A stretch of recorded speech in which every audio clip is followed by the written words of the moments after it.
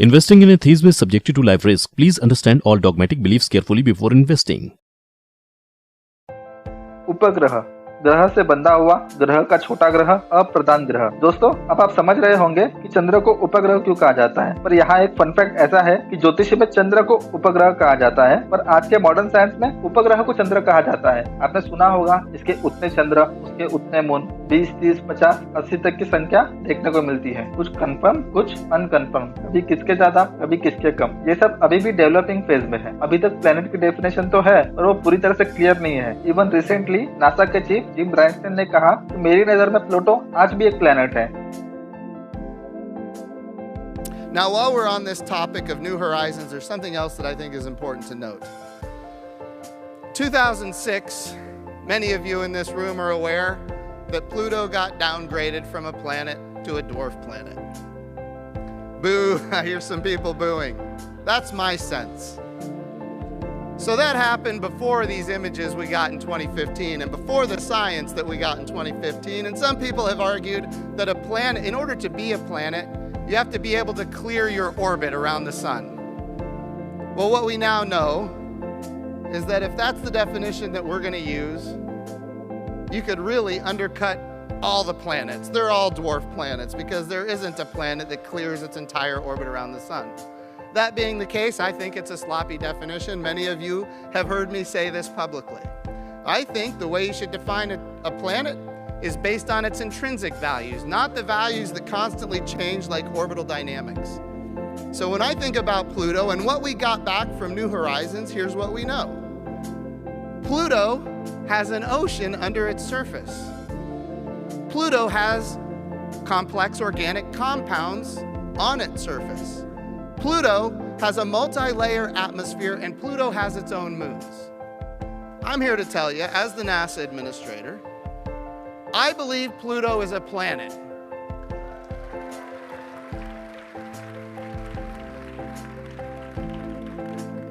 And I'm going to continue to tell everybody that I believe Pluto is a planet. मुझे याद है कि हमें 9 ग्रहों के बारे में बताया जाता था, पर हाई स्कूल में बताया कि 8 ही ग्रह बचे हैं। तो मुझे ऐसा लगता था कि प्लूटो मर गया, अब 8 ही बचे। खैर, पर यहाँ मुद्दे की बात यह है कि कुछ टाइम के बाद पढ़ाई आउटडेटेड हो गई। आप उपग्रह का समझ गए होंगे कि चंद्र को उपग्रह इसलिए कहते हैं क्योंकि वो पृथ्वी की परिक्रमा करता है। चंद्र अकेला नहीं है जो पृथ्वी की परिक्रमा करता है। राहु और केतु भी उसी श्रेणी में आते हैं क्योंकि ये दोनों पृथ्वी से बंधे हैं तथा वक्र गति से पृथ्वी की प्रदक्षिणा भी कर रहे हैं, इसलिए इनको भी ग्रह बोला जाता है। दोस्तों, फटाफट राहु केतु को ग्रह क्यों बोला जाता है, उनके आधार देख लेते हैं। सबसे पहले ये जान लो, ये फिजिकली एग्जिस्ट नहीं करते, पर ये 2 बिंदु है जो वर्चुअल चंद्रपथ और क्रांतिपथ के कटांग बिंदु है, जिसको आज की मॉडर्न साइंस में लूनार नॉट्स कहते हैं।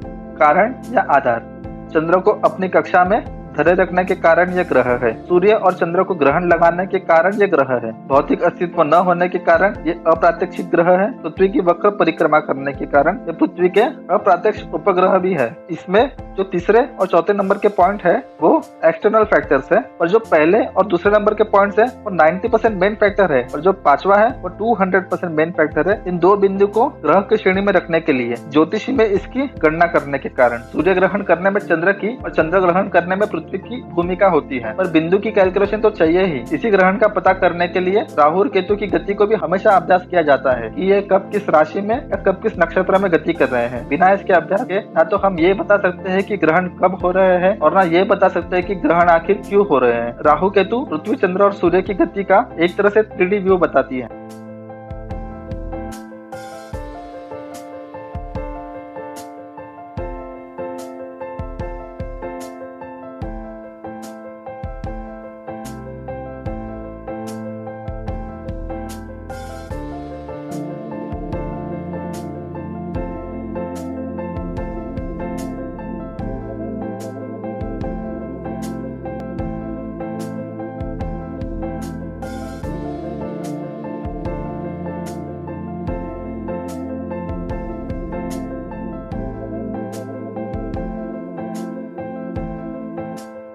इसलिए भौतिक अस्तित्व न होने के बावजूद भी इसको ज्योतिषी में ग्रह का स्थान प्राप्त है। दोस्तों, शायद मैं एक बात बताना भूल ही गया कि ज्योतिषी का अर्थ होता है ज्योति पिंडों का अध्ययन। मूलतः ज्योतिष शास्त्र एक काल विधान शास्त्र है। क्रमश बीत रहा काल कैसे क्षण, मुहूर्त, लग्न, प्रहर, दिन, अवली, तिथि व रात्रि का निर्माण कर रहा है, ये सब जानते हुए उनको ठीक ठीक पहचान देना ही काल विधान है, ज्योतिषी है। तो राहु और केतु की गणना खगोलीय घटना के लिए अति आवश्यक है। इनका अध्ययन किया जाता है, इसलिए इन्हें ग्रहों के श्रेणी में भी रखते हैं। मैंने अब तक सारे ग्रहों को भारतीय दृष्टि से एक्सप्लेन कर दिया है, जो है बुध, शुक्र, पृथ्वी, मंगल, गुरु, शनि, सूर्य, चंद्र, राहु और केतु।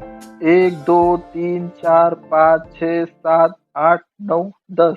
ओ माय गॉड, ये तो 10 हो गए। प्राचीन ऋषियों को तो ये पता ही नहीं था कि पृथ्वी भी एक ग्रह है।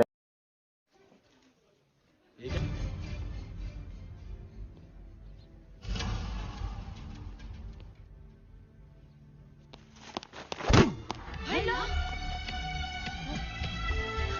ये रोहित बोल रहे। हाँ, ये हुई ना बात, मिल गए नवग्रह।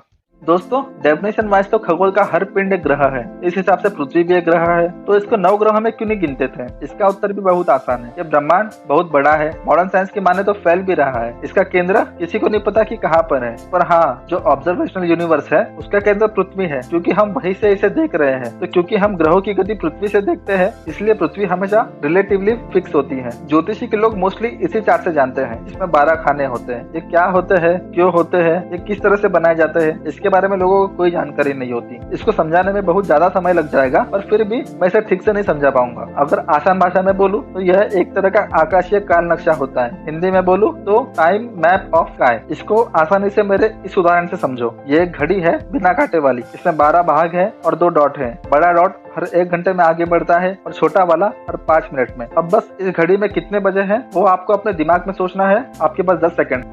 एकम, द्वे, त्रीणि, चत्वारि, पञ्च, षट्, सप्त, अष्ट, नव, दश। अगर आपने 2:30 से 35 मिनट तक कुछ भी सोचा तो आप सही हो। एक बार फिर ट्राई करते हैं। एकम, द्वे, त्रीणि, चत्वारि, पञ्च, षट्, सप्त, अष्ट, नव, दश। अगर आपने 10:10 से लेकर 15 मिनट तक कुछ भी सोचा तो आप सही हो। एक लास्ट ट्राई। एकम, द्वे, त्रीणि, चत्वारि, पञ्च, षट्, सप्त, अष्ट, नव, दश। 6:30 से 35 मिनट तक कुछ भी। कुछ इसी हिसाब से ग्रहों को राशि में बैठाते हैं, जिससे उस समय का पता लगाया जाता है।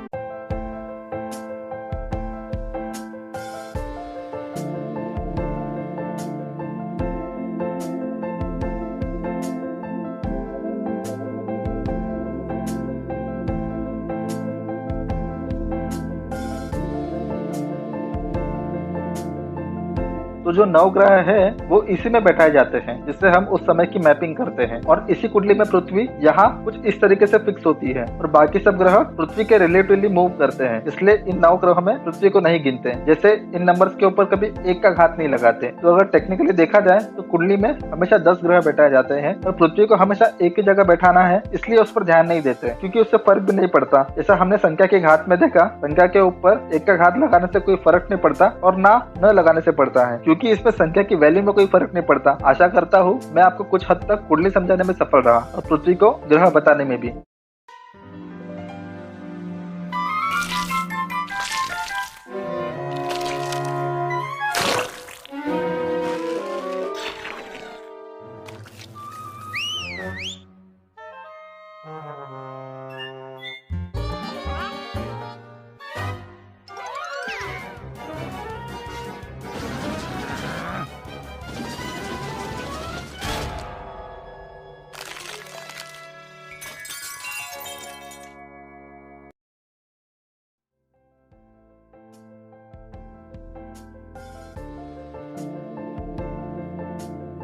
जैसा मैंने कहा, ज्योतिषी की व्याख्या से आकाश का हर पिंड ग्रह है, तो इस हिसाब से तो सारे नक्षत्र और राशि भी ग्रह हुए। हम इन्हें ग्रह क्यों नहीं कहते हैं, जबकि हम गणना तो इनकी भी करते हैं? तो इसका उत्तर भी ज्यादा मुश्किल नहीं है। एक्चुअली हम उनको एज ए ग्रुप एड्रेस करते हैं, उनके समूह की गणना करते हैं। अगर हम उनको इंडिविजुअली देखें तो ये भी ग्रह ही है, और ज्योतिष में हम उनकी आकृति से उनको देखते हैं, इसलिए उनके समूह को नक्षत्र या राशि के नाम से गणना करते हैं। जैसा मैंने शुरू में इसका अर्थ समझाया था, नभ प्लस क्षेत्र यानी आकाश के अलग अलग क्षेत्र। मेरा एक दोस्त था जो पतंग को खूब ऊंचा उड़ाकर छत पर बांध देता था। वो पतंग घंटों घंटों आकाश में एक ही जगह दिखाई देती थी। वो भी एक तरह का नक्षत्र ही हुआ। समझो कि अगर चंद्र के पास एक त्रिकोणाकृति दिखाई दे रही है, तो मैं ये भी कह सकता हूँ कि चंद्र के नक्षत्र में देखो एक त्रिकोण है। चंद्र को नक्षत्र कहने से ज्योतिषी का कोई भी रूल वायलेट नहीं होता। आकाश का हर क्षेत्र नक्षत्र ही है, और जो 28 नक्षत्र है वो है जिसकी गणना ज्योतिषी में करते हैं। यहाँ बाइनरी नहीं है, या तो 0 या तो 1, दोनों भी हो सकता है। बस डिपेंड करता है कि हम किस एंगल से देख रहे हैं। वैसे ही ग्रह का जो 9 ग्रह है उसको ज्योतिषी गणना में स्थान मिला है, वरना तो आकाश का हर पिंड ग्रह है।